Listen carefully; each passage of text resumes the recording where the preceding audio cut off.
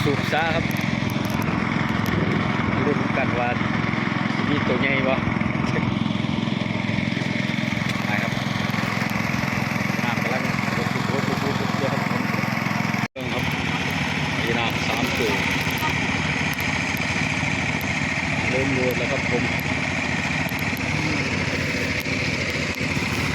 หอยก็เริ่มโผล่แล้วครับสูบ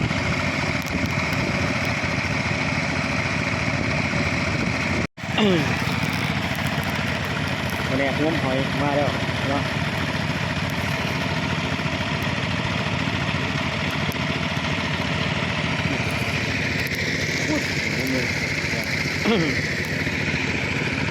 จ้างู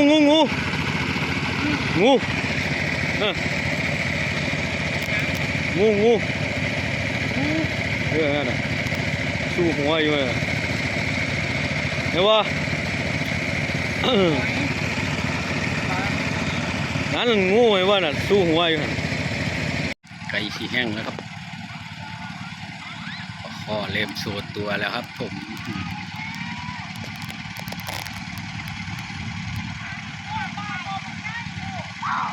ปลาคอ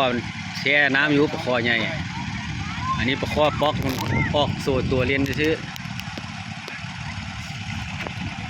น้ำบกขึ้นแล้วถูกไงปลาลุกดีตุนพอดีตุนส้มกินเป็นตูนตุกน้ำหมดรถไฟกินไข่มันเที่ยงจาก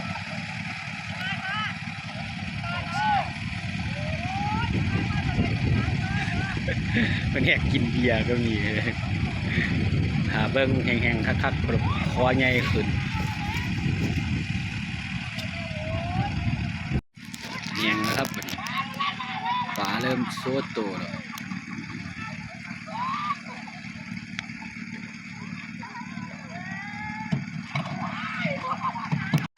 คอใหญ่ไปแล้วคุณพี่น้องลื่นลัดไปแล้วคุณ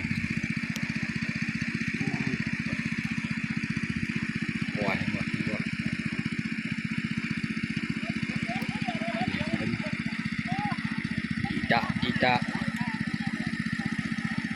คอใหญ่คุณออกลัดหลังแล้วครับ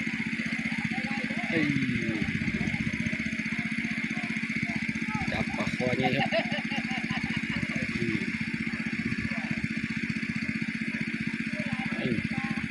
โดยลายอยู่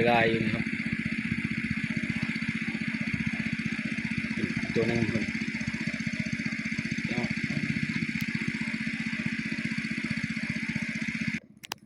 โชไอ้ไปทางนั้นละซ้ายมือวนขวามือใช่ทาง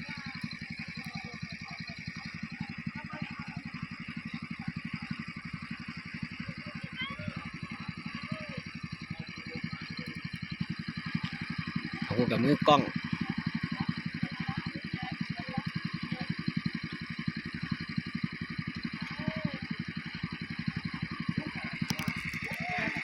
จับไปจับมา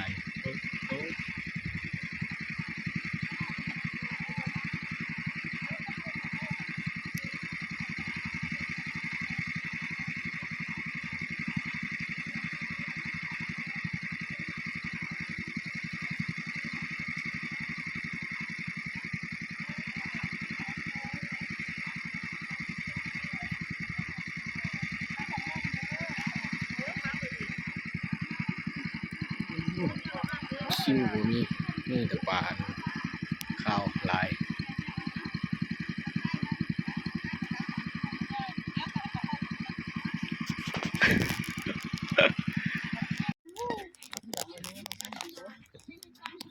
ใส่กระชิวหัวปลาข้อใส่น้ำบ่หัวปลาข้อใส่น้ำเด้อจิ๊บได้บ่หนึ่งย่างมันสิบ่ได้จิกจูกับตาม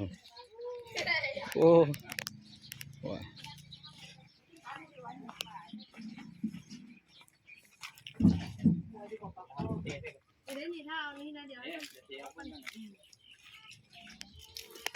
บึ้งปรากฏเหลืองมีหู ไอ้